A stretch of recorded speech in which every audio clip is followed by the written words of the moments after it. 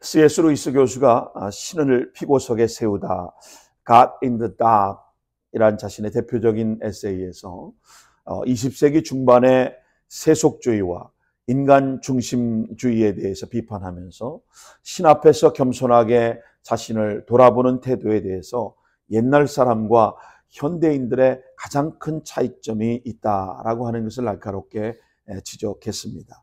여러분 화면을 같이 보시면서 그 내용을 한번 보시기 바랍니다. 옛날 사람들이 현대인에 비교하여 훨씬 더 무지했지만 신을 향하여는 깊은 경외감이 있었고 신 앞에 언제나 죄스러운 마음으로 살았다. 고대인들에게 신은 심판자이었고 인간은 변함없이 피고였다. 반면 현대인들은 옛날 사람들에 비해 훨씬 더 지혜로워졌지만 신을 향한 원망심을 갖고 신을 피고석에 세웠고 이제 인간이 오히려 심판자가 되었다. 이런 지적을 했습니다. 이런 모습이 우리는 출애굽기 이후에 계속되는 이스라엘 백성들의 광야 여정을 통해서 볼 수 있습니다. 백성들이 신광야를 떠나 르비딤에 도착했습니다. 르비딤은 신광야와 시내산 사이에 있는 곳으로 오늘날의 와디 파이란 근처에 추정됩니다. 거기서 백성들은 다시 마실 물이 없게 되자 하나님과 모세를 향하여 원망하기 시작했습니다. 마라의 쓴물 앞에서 마실 물이 없다고 원망했던 것처럼 또다시 마실 물 때문에 모세와 하나님을 원망하기 시작한 것입니다. 이번에는 원망 정도가 아니었습니다. 지도자 모세와 다툼을 시작합니다. 그리고 하나님을 시험합니다. 이렇게 우리를 대하시는 하나님은 하나님이 아니라 하나님이 그렇게 하시면 안 되시는 거 아닌가 강변하고 있는 것입니다. 하나님이 그 백성을 시험한 것이 아니고 백성이 하나님을 시험한 것입니다.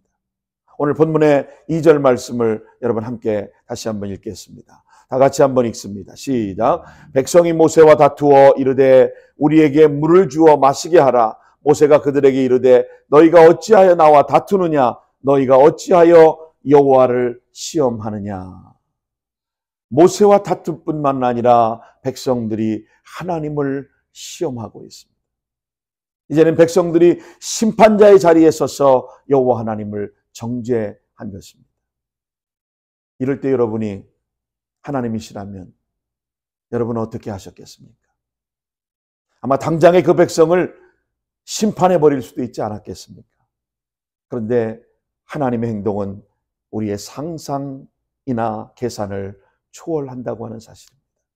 오히려 하나님 모세에게 5절 말씀을 보시면 백성들 앞을 지나서 이스라엘 장로들을 데리고 나일강을 치던 내 지팡이를 손에 잡고 가라 그렇게 명하십니다. 모세가 6절에 보니까 지팡이를 잡고 호렙산에 올라 한 반석을 치라고 명령하신 하나님의 명령 앞에 순종합니다. 그리고 그 반석을 치자 거기서 바위에서 반석에서 목이 말라 원망하던 목이 타는 백성들의 필요를 채우는 샘물이 터져 나오기 시작한 것입니다. 먼 훗날 바울 사도는 이날 모세가 내리친 그 반석은 바로 그리스도의 사건을 예표한다고 말했습니다. 고린도서 10장 4절 말씀에 보니까 그 반석은 뭐예요? 곧 그리스도라. 그 반석은 그리스도다라고 말씀하십니다. 오늘 본문에 바로 이 그리스도를 통해 우리 인생들이 필요로 하는 샘물이 솟아났다고 하는 것입니다. 자, 그렇다면 과연 오늘 이 시대를 살아가는 저와 여러분에게 우리에게 이 반석에서 솟는 이 샘물의 의미는 과연 무엇입니까? 첫째는 이 샘물은 희생의 샘물입니다. 이 샘물은 희생의 샘물입니다. 르비딤 광야에서 그렇게도 절실하게 필요했던 물은 뜻밖에도 하나님이 친히 준비하신 한 반석의 깨어짐을 통해서 예비되었다고 하는 것입니다. 성경학자 아서 핑크는 오늘 본문의 6절의 말씀에서 얼마나 주님의 십자가의 희생이 리얼하게 묘사되어 있는가를 놓치지 말아야 한다라고 하는 말을 했습니다. 여러분 6절을 보시기 바랍니다. 내가 호렙산에 있는 그 반석 위 거기서 내 앞에 서리니. 반석 위에 누가 서 있는 거예요? 하나님이 서 계신 거예요. 너는 그 반석을 어떻게 해요? 치라. 그곳에서 물이 나오리니 백성이 마시리라. 모세가 이스라엘 장로들의 목전에서 그대로 행하니라.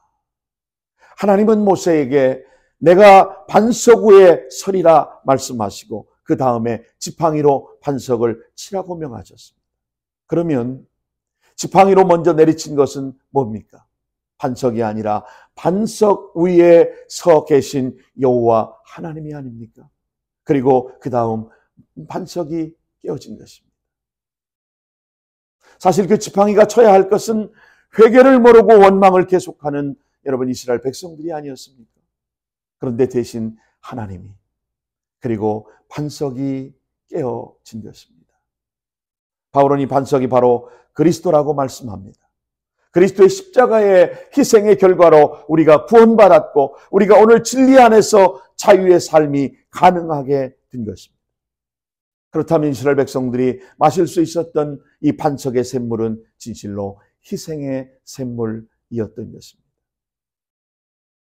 오늘 우리가 이 땅에서 행복한 삶을 향유하고 또 이런 놀라운 축복을 경험하며 살아가게 한 것은 하나님께서 우리에게 주신 가정, 그리고 부모님의 희생으로 말미암은 것도 우리는 잊지 말아야 합니다.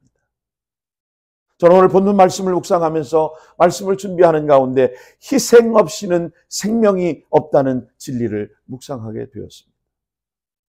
그리고 이스라엘 백성들의 심정으로 이 르비딤 반석에서 쏟아져 나오는 샘물을 묵상하면서 자연스럽게 오늘 나에게 생명을 주시고 이 땅에 존재할 수 있도록 우리를 이 땅에 태어나게 하신 육신의 부모님을 떠올리게 되었습니다. 우리가 5월 가정의 달을 시작하면서 오늘 첫 주일을 어린이 주일이지만 저는 오늘 말씀을 통해서 우리 하나님의 희생적인 사랑의 모형으로 우리의 가정과 또 나의 소중한 생명을 주신 부모님을 통해 허락하신 그 놀라운 은혜와 사랑을 한번 되새겨보게 되었습니다. 우리는 태어날 때부터 부모님의 희생 위에서 자라왔습니다.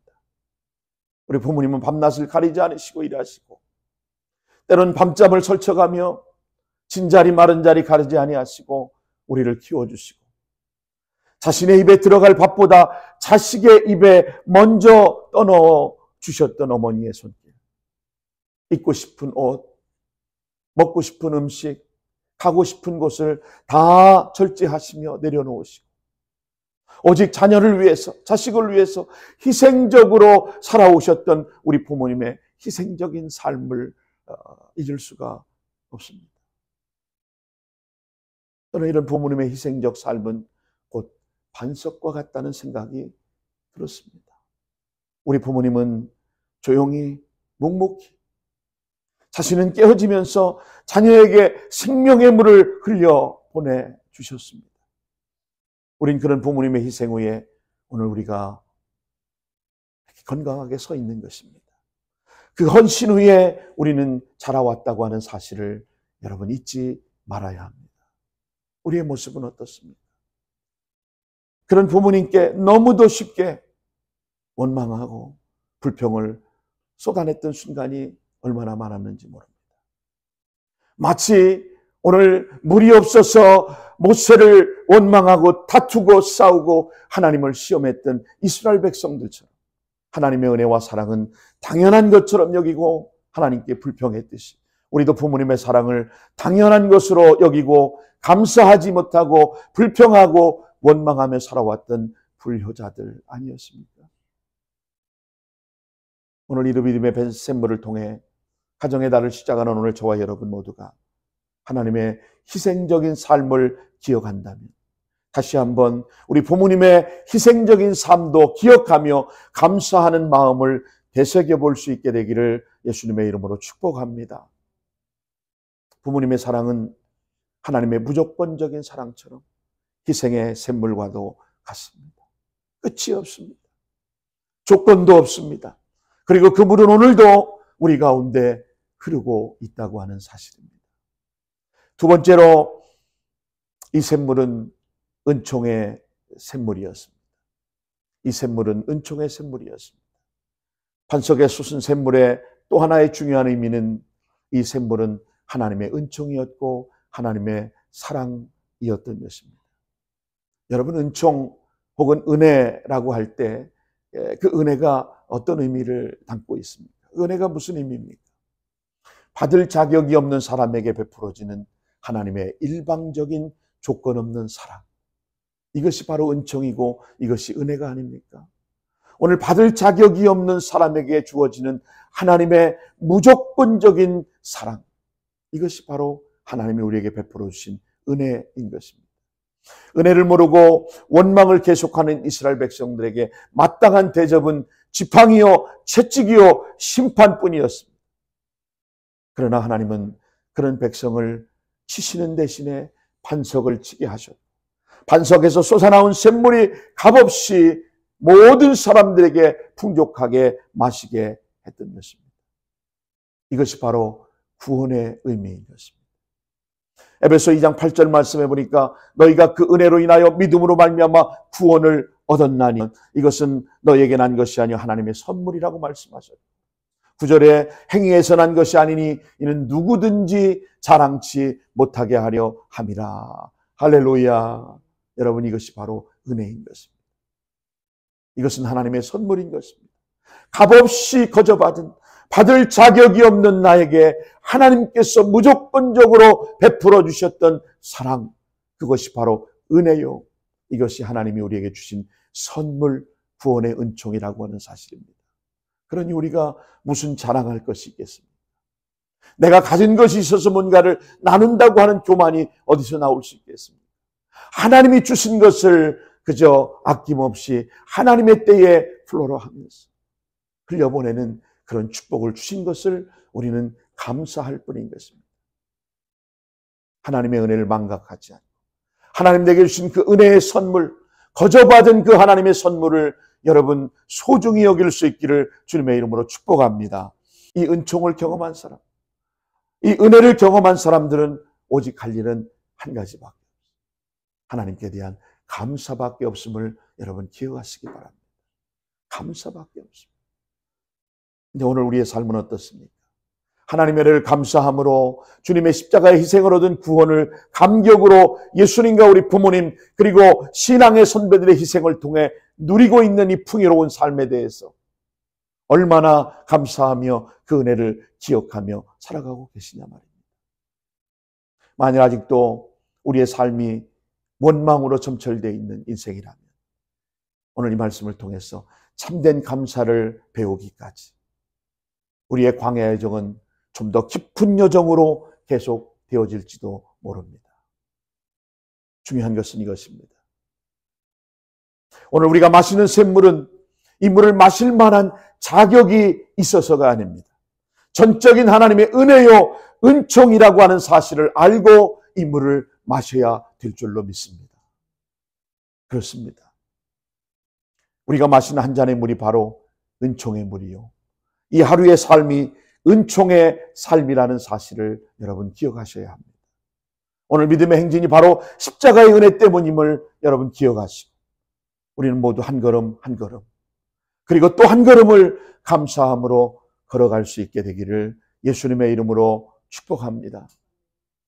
내 믿음에서 터져나온 샘물은 바로 희생의 샘물이었습니다. 오늘 이 희생의 샘물을 통해서 오늘 우리 가정에 하나님의 모델로 우리 부모님을 통하여 오늘 자녀들에게 그 희생을 아낌없이 주셨던 모습을 오늘 우리는 잊지 말아야 합니다. 내 믿음에 터져나온 이 샘물은 하나님의 거저받은 은총의 샘물이라는 사실, 하나님의 선물이라는 사실을 오늘 우리는 기억해야 합니다. 세 번째는 이 샘물은 풍성한 샘물이었습니다. 이 샘물은 풍성한 샘물이었습니다. 목이 타는 사람들에게는 한 모금의 물도 얼마나 소중한지 얼마나 귀한지 모릅니다. 그러나 하나님은 우리가 가까스로 가란 목을 죽이는 모습을 원치 않으셨다고 하는 겁니다. 그저 갈급한 목을 채우는 정도로 오늘 우리의 가란 목을 적시는 그런 정도가 아니었다는 거예요. 하나님께서 내 믿음에서 제공하신 샘물은 풍성한 샘물이었습니다. 할렐루야. 풍성한 샘물이었습니다. 호렙산 깨어진 반석에 솟은 샘물은 한 두레박의 샘물이 아닌 갈증을 느낄 만한 한 두레박의 샘물이 아닌 르비딤 일대를 모두 적시는 강수의 물이었다고 하는 것입니다. 여러분, 그 증거를 성경에서 찾아서 확인해 보겠습니다. 시편 105편 41절 말씀을 보시기 바랍니다. 시편 105편 41절. 반석을 여신즉 물이 흘러나와 마른 땅에 간같이 흘렀으니. 할렐루야. 아멘, 아멘. 르비딤에 터져나온 반석에서의 그 물은 마른 땅을 강같이 적시도록, 강같이 흘러넘치도록 풍성한 강수의 물이었다는 사실입니다. 이제 본문의 사건의 큰 그림을 한번 그려보시기 바랍니다. 작은 반석에 솟은 샘물이라면 그것으로 과연 몇 사람이나 가란목을 죽일 수 있었겠습니까? 이 물은 오늘 시편 기자의 증언처럼 강물처럼 마른 땅을 적셨던 그 물로 그 많은 사람들을 해갈할 수 있었던 풍성한 샘물이었다는 사실입니다. 풍성한 샘물이었습니다. 요한복음 10장 10절의 약속의 말씀을 여러분 기억하십니까? 내가 온 것은 내 양으로 생명을 얻게 하고 더 풍성히 얻게 하려는 것이다. 할렐루야. 하나님은 더 풍성하게 얻게 하기를 원하신 겁니다. 도적이 오는 것은 죽이고 도적질하고 거짓말하려고 하는 거지만 오늘 우리 주님은 우리로 하여금 더 풍성한 삶을 살게 하려고 하는 것입니다. 가장 정상적인 믿음의 행진의 도상에서 하나님의 약속은 풍성한 삶인 것입니다. 풍성한 삶. 물론 그리스도인의 삶의 도상에서 고난이나 역경이 낯선 것은 아닙니다. 오늘 우리가 인생을 살면서 고난을 경험하고 역경을 당하고 어려움을 만날 수 있습니다. 그러나 하나님은 오늘 우리에게 그런 것을 본질적으로 주시려고 하는 분이 아니라고 하는 겁니다. 에레미야 선지자의 증언을 한번 들어보십시오. 에레미야가 3장 33절은 이렇게 말씀합니다. 주께서 인생으로 고생하게 하시며 근심하게 하시면 본심이 아니시로다. 할렐루야. 하나님 오늘 저와 여러분을 근심하고 고생하고 걱정하고 염려하며 살게 하시는 하나님이 아니다 그 말입니다. 오늘 우리로 하여금 풍성하게 살게 하시고 풍족하며 생수의 강을 누리게 하시는 하나님이심을 믿으시기를 바랍니다. 당신의 자녀들의 고난은 그분의 본심이 아니라고 성경은 분명하게 말씀하고 있습니다. 자녀들을 향한 모든 부모님, 어버이의 자연스러운 소원처럼 우리 하나님은 우리가 이 땅에서 고생하며 근심하며 살아가게 하시지 않고 가장 최선의 방법으로 가장 풍성한 삶을 누리는 것을 우리 하나님은 보고 싶어 하십니다. 행복의 강수를 헤엄치며 생의 찬가를 부르는 모습을 우리 하나님은 우리의 모습을 통하여 보고 싶어 하시는 겁니다. 할렐루야. 잠시 동안 르비딤의 주의 백성들은 이런 축복을 경험할 수 있었던 것입니다. 그리고 그들은 용기 100배 새 힘을 얻고 회복할 수 있는 놀라운 은혜를 경험하게 되었습니다. 실제로 이 르비딤의 의미가 원기 회복이라는 뜻을 갖고 있습니다. 또는 support, 지원받음이라고 하는 그 놀라운 의미가 이 르비딤의 의미 안에 담겨져 있습니다. 여러분 얼마나 흥미롭습니까? 하나님은 지쳐있는 이스라엘 백성들, 지도자를 원망하며 싸우고 하나님을 시험했던 무지몽매한 그 이스라엘 백성들에게 원기 회복을 하나님이 허락하시고 풍성함을 경험하게 하셨다고 하는 것입니다. 오늘 우리 가족들 가운데 여러 가지 삶이 용기를 상실한 분들이 계십니까? 코로나 이후에 슬로한 비즈니스 때문에 어려움을 겪고 계시고 또 직장에서의 어려움을 겪고 또 가정에서 또 자녀들과의 관계에서 또 부모님과의 관계에서 사람과의 관계에서 어려움을 겪고 낙심하고 계신 분이 계십니까? 또 부부의 문제 때문에 고통하며 고민하며 또 경제적인 어려움 때문에 근심하며 낙심하고 계신 분이 계십니까? 르비딤으로 나오십시오. 거기 호렙산에 올라 반석 되신 우리 주님을 만질 수 있는 축복이 여러분 가운데 있게 되기를 축원합니다. 그리고 우리 주님이 제공하는 성령의 강수의 풍성한 강수에 흠뻑 져지시기 바랍니다. 그것이 바로 인생의 답이 될 것입니다. 어느 시골의 가난한 농촌 마을에 대를 이을 아들을 낳지 못한 집에 시집 와서 3명의 아들과 2명의 딸을 낳아 키우던 한 어머니가 있었습니다. 배움이 짧고 또 워낙 가난한 집안에 시집을 오셨기 때문에 가진 것이 없고, 그래서 그 어머니는 날마다 장에 가서 시보리를, 홀치기라고 하죠, 받아다가 시보리를 뜨고 홀치기를 해서 몇 푼의 돈을 만들어서 자녀들의 필요를 채우고, 하루 온종일 나가서 밭에서 일을 하고 남의 집 품앗이를 하면서 자신의 몸이 부서지라고 일을 하면서 자녀들을 양육했습니다. 그 어머니에게는 단 하나의 믿음이 있었습니다. 하나님은 나의 도움이시다. 내가 아무것도 없어도 하나님은 내 자식들을 길을 열어주실 것이다. 나 같은 죄인을 구원해 주신 그 하나님의 은혜 너무 감사하고 감사할 뿐이다. 그 어머니는 늘 이런 고백 속에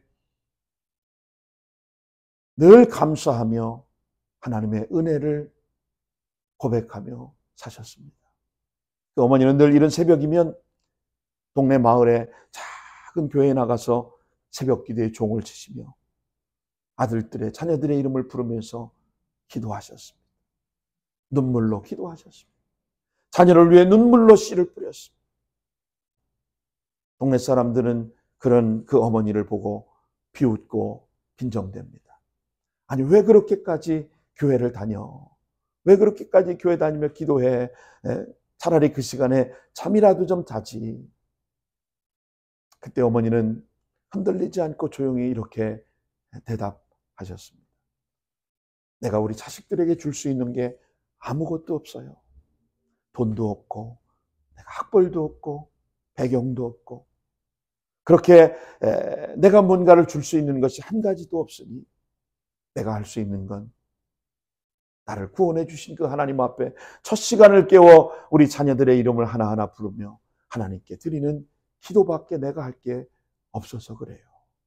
이런 어머니의 기도는 우리 형제들이 절대로 혼자가 아니라는 증거를 삶으로 보여주셨습니다.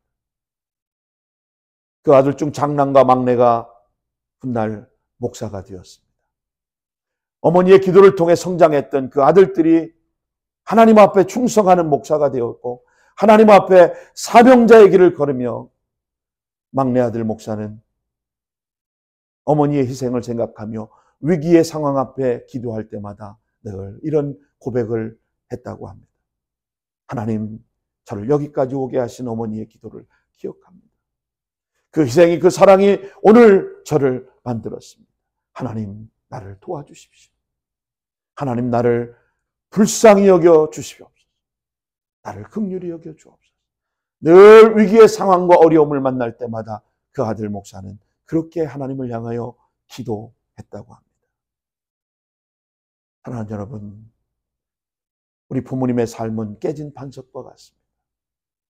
자신의 삶을 조용히 무너뜨리면서도 자녀를 위해 기꺼이 생수를 흘려 보내주신 존재입니다. 만일 우리가 그런 부모님의 희생을 기억하고, 더 나아가 우리 주님의 십자가의 사랑처럼 부모님의 사랑을 은혜로 받아들일 수 있다면 오늘 우리의 가정과 교회와 민족 가운데 다시금 너비님의 생명의 삶이 터져 흐르게 될 줄로 믿습니다. 그 희생 후에 우리 하나님이 오늘 저와 여러분과 함께해 주실 것입니다. 기도하겠습니다.